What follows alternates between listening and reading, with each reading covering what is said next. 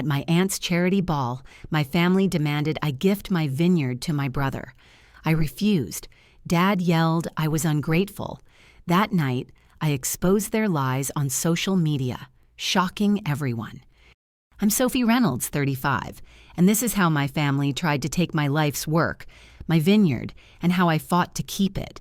I'm a winemaker in Napa Valley, crafting wines that end up on Michelin-starred tables. My tasting room is a cozy barn off Highway 29, with oak barrels stacked high, a chalkboard listing varietals, and a view of rolling vines that calm my soul.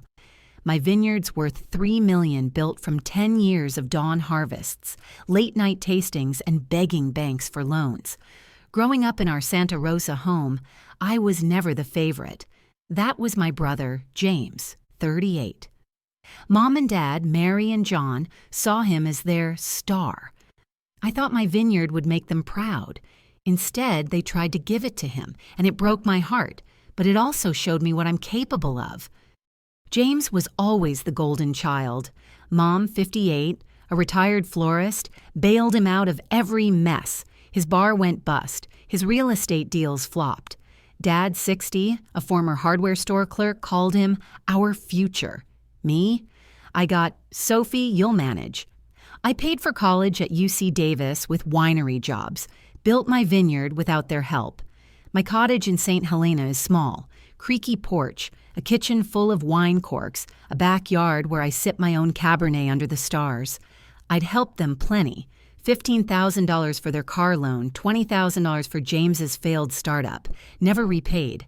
Family, right? You give, even when it's one-sided. It started at Aunt Clara's charity ball at a Napa estate.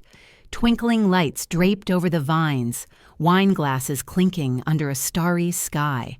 I went hoping for a warm night, wearing a deep green gown that hugged me just right, bringing a bottle of my best Cabernet, $500 retail. I mingled, smiled through James's smug glances, his tailored suit catching the light. Mom fussed over him, adjusting his tie. Dad toasted his potential. I'd given so much. $10,000 for Mom's medical bills, $1,000 in yearly wine cases. Then, after Clara's speech, Dad grabbed the mic. Sophie, he said, his voice booming, your vineyard's too big for one person. Gift it to James. My glass froze, the wine souring in my hand. Gift it? My life's work? The crowd hushed. Mom nodded, her smile tight. James has bigger plans, Sophie. You're set. Plans? James's last plan lost $100,000. I gripped my clutch, my heart pounding. No, I said, my voice clearer than I felt. My vineyard's mine. I built it. Murmurs rippled. James smirked, leaning back. Come on, sis, you don't need all that land. Dad's face twisted. You're ungrateful, he yelled, the word echoing across the vineyard. Mom added, cold, don't be selfish, Sophie. Selfish. My chest burned, rage mixing with hurt. They weren't asking, they were demanding in front of 200 people. Laura Bennett, a donor, frowned at me. My vision blurred, but I held it together. I stood chin up. I owe you nothing, I said, my voice steady but my hands shaking. I walked out, my gown trailing, their whispers fading. Napa's night air was crisp, sharp. My vineyard wasn't just land, it was me, my soul. They wanted to rip it away for James, their star. I drove home, vines lining the road, my sanctuary. I called Emma Carter, my best friend since we met at a wine expo. She's a media guru, and I'd boosted her brand. Sophie, what's going on? She asked, her voice warm. I spilled it. The ball, Dad's yell, James's smirk.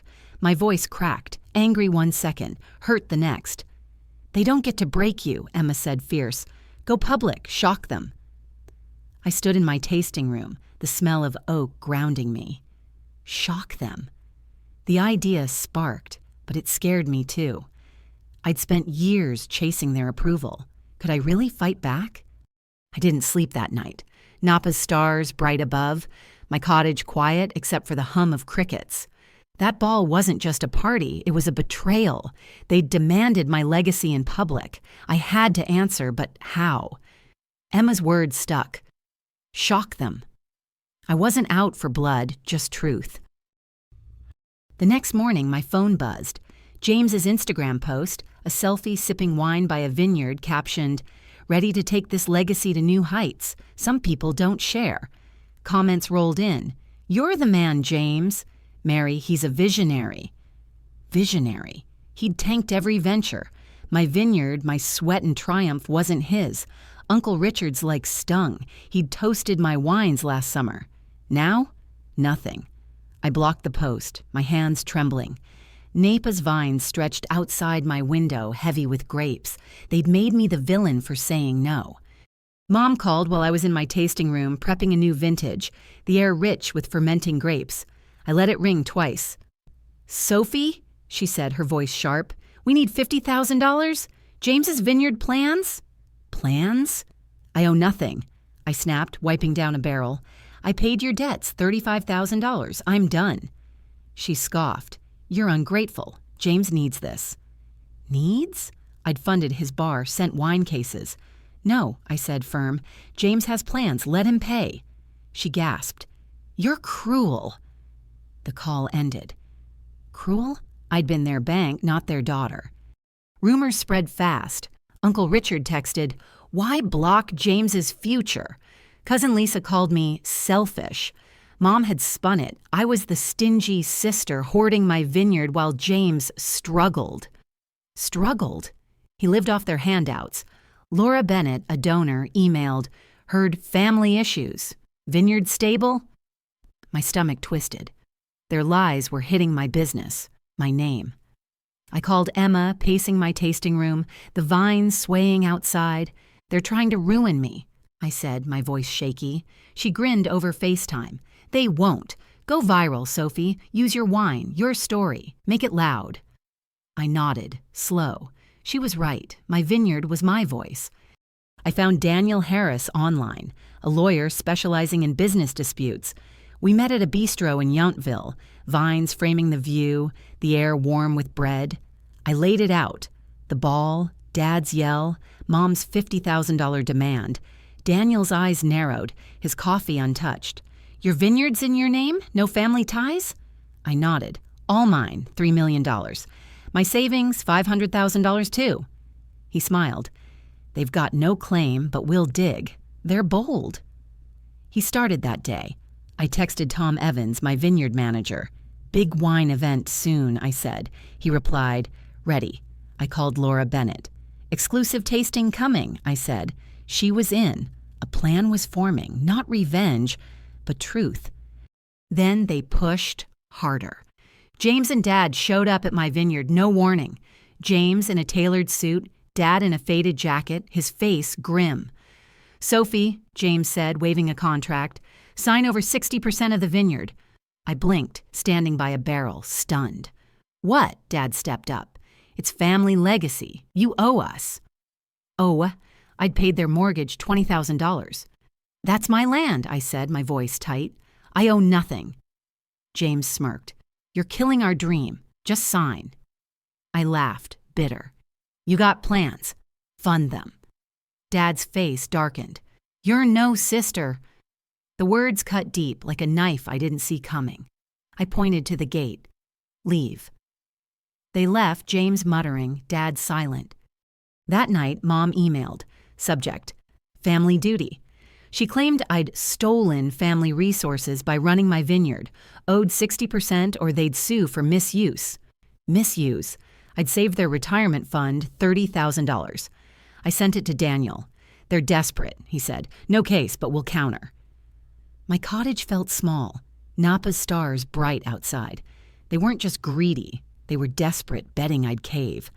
I checked my bank, $500,000 safe. But for how long? Daniel called a week later, his voice sharp. "Sophie, we hit something big." My pulse spiked. "What?" He explained.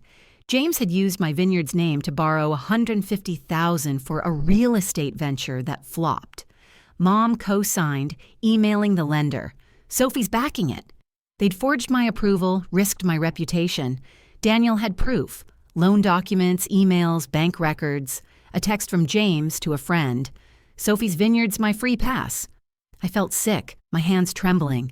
They hadn't just demanded my land. They'd gambled my name. I needed more. I called Aunt Ellen, Dad's sister, the one relative who hadn't piled on. We met at a cafe in Napa, the sun setting over the hills.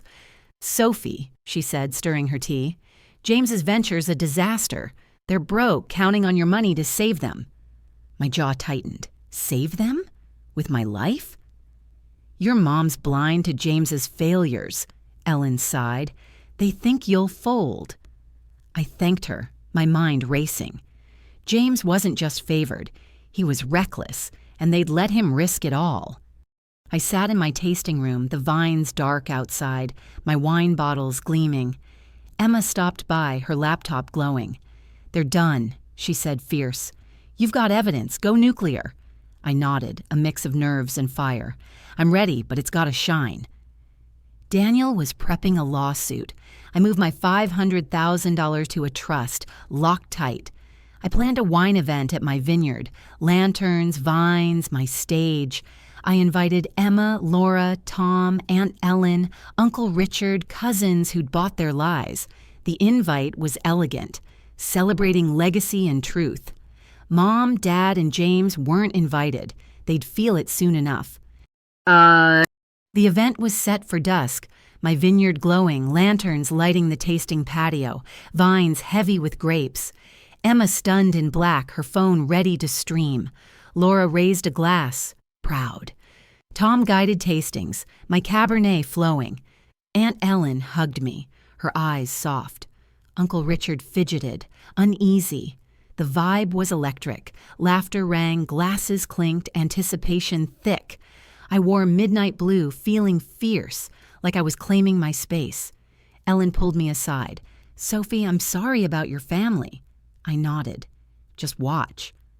I grabbed my phone, snapped a photo with Emma and Laura, vines behind us, posted it on Instagram. Grateful for those who see my worth. Legacies earned, not stolen. Then in a story, I shared Dad's words. "You're ungrateful. No names, just truth. Hashtag, do you own your legacy?" I hit post. The internet roared. Within hours, my phone was chaos. Mom's texts frantic. "Sophie, you're destroying us. Delete that." Dad furious. "Take it down. You're shaming our name." James commented. "Stop lying, Sophie. You're pathetic." I didn't budge. Notifications surged. Emma's followers shared my story. Laura's network piled on. "Who calls their kid ungrateful?" one wrote. "Sophie's a queen," another said. Aunt Ellen commented, "I'm ashamed of John."